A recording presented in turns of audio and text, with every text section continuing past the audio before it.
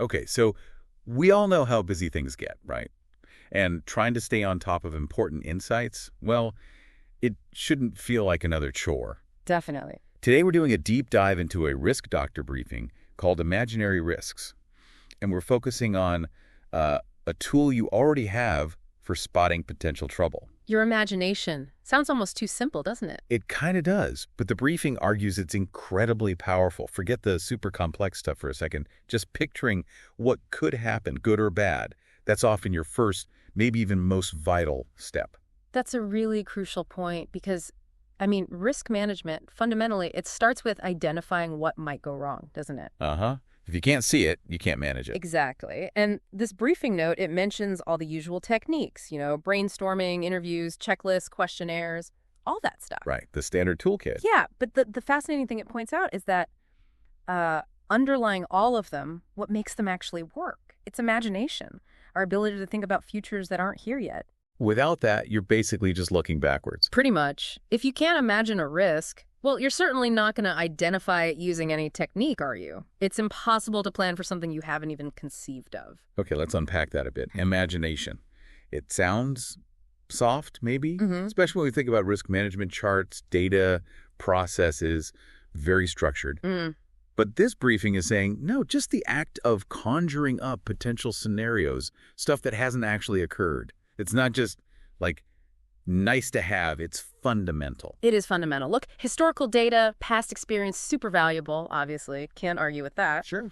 But they only really tell us about risks we've already seen, problems we've already faced. What about the truly new stuff, the unforeseen risks, the ones with no data trail? The black swans, maybe, or just things unique to this project. Exactly. That's where imagination becomes, well, indispensable. It lets you step outside the what we know box and consider possibilities that just aren't reality yet. So without that imaginative leap, you're kind of stuck just prepping for the last war, not the next one. You've got it. You're limited to yesterday's problems. Right. Now, here's where I thought it got really practical. The briefing stresses that this isn't some magic talent you're born with or not. It's something you can actively encourage, develop even. Yes, absolutely. It can be stimulated, nurtured as a core skill for risk identification. So how do you do that? How do you stimulate imagination for finding risks? Well, the briefing mentions several sort of broader creativity techniques that really feed into this. Visualization, for one. Just picturing things. Yeah, like mentally running a movie of the project going off the rails. What does that look like? What are the steps that lead there? It can really highlight specific weak points. Okay. Then there's scenario painting that's a bit more involved, creating detailed stories about possible futures, good ones, bad ones, the nightmare scenarios. Makes it more concrete. It does, and rich pictures, those diagrams that try to capture a whole complex situation visually, they can help you spot connections, potential failures that maybe get lost in just words. Right, seeing the whole system. Even things like appreciative inquiry, which usually focuses on the positive, on success. How does that help find risks? Well, by envisioning what success looks like in detail, you sometimes implicitly highlight what could prevent that success if certain things aren't managed. It's the flip side. Oh, okay. Makes sense. And of course, storytelling. Just building narratives around potential risks makes them feel more real, easier to grasp and discuss. Okay, and then it got really specific with these fantasy questions. I admit, when I first read that heading, I thought, okay, where's this going? Yeah, they sound a bit whimsical, don't they? A little. But thinking about them, I could see how they might actually sort of sneak past our usual defenses. That's exactly the idea. These seemingly lighthearted questions, they can bypass people's normal filters. The tendency to be cautious or only state official risks. Right. It allows them to voice underlying worries more freely than in a, super formal risk meeting. Take the first one. If you were dreaming about your project and it turned into a nightmare, what would be happening? Yeah. It's asking about threats, but indirectly, framing it as a dream, a hypothetical worst case. It kind of gives permission to voice those anxieties without feeling, negative or like you're criticizing things. Precisely. It creates a safe space. And then the flip side, the fairy godmother one. Ah, yes, the 3 wishes. I am your fairy godmother and you have 3 wishes to use on your project. What will you do first? Brilliant, isn't it, for uncovering opportunities? What do people really want for the project? Where do they see potential for improvement, for innovation? And by focusing on those positive wishes, you might indirectly see the risks of not doing those things. Exactly. If everyone wishes they had better communication tools, well, the risk of poor communication is probably quite high on their minds, even if they don't state it as a risk directly. It highlights needs and potential upsides. Okay, and the alien question, that one really stuck with me. If an alien joined your project team, what would they find most unusual? Yes, that's designed to tackle assumptions, isn't it? Totally. It forces you to confront that, well, that's just how we do things around here, attitude, which can hide massive risks, right? Absolutely. An outsider, especially a completely naive one like an alien, sees things with fresh eyes. No baggage, no history. What seems normal, logical, even efficient to the team might look utterly bizarre or risky to someone without that ingrained context. It illuminates blind spots we don't even know are blind spots. Yeah. Because they're just normal to us. That's the power of it, stepping outside your own perspective, even via a fictional prompt like that. But it's not all fantasy, right? The briefing also says this principle works with more, let's say, serious, imaginative questions during interviews. Yes, the core idea is the same. Stretch the thinking. Get people beyond the immediate, the obvious, the familiar. Like asking, if you were a new employee, first project, what questions would you ask? Right. That encourages the experienced folks to see it through fresh eyes again. What's confusing? What's ambiguous? What fundamental stuff hasn't actually been explained clearly? You spot information gaps. Or the one about location. How might this project be different if it took place in a foreign country?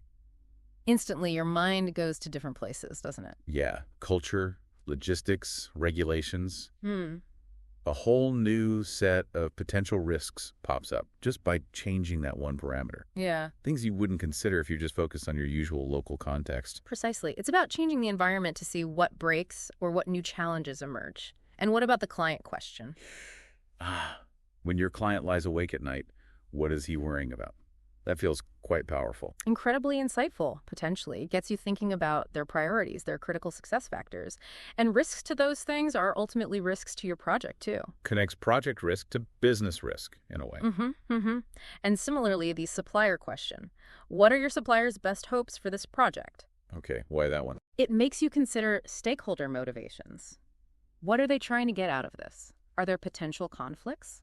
Where might their goals diverge from yours? Understanding their hopes helps you anticipate where things might go wrong if those hopes aren't met, or if they conflict with yours. Potential risks down the line. So all these questions, the fantasy ones, the more direct hypotheticals, Yeah.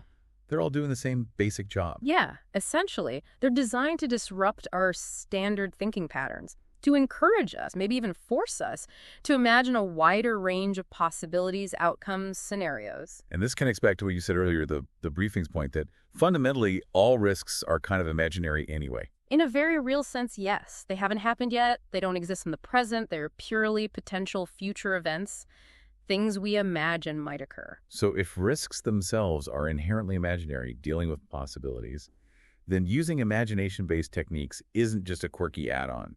Exactly. It's not just some fringe activity. It's tapping directly into the fundamental nature of what risk actually is. We're dealing with possibilities, so our ability to imagine those possibilities is, well, it's essential for identifying them at all. Wow. Okay, that reframes it quite a bit. Doesn't it? It moves imagination from the nice-to-have column firmly into the must-have for effective risk identification. And the briefing wraps up with that line. If you can imagine something, it could happen.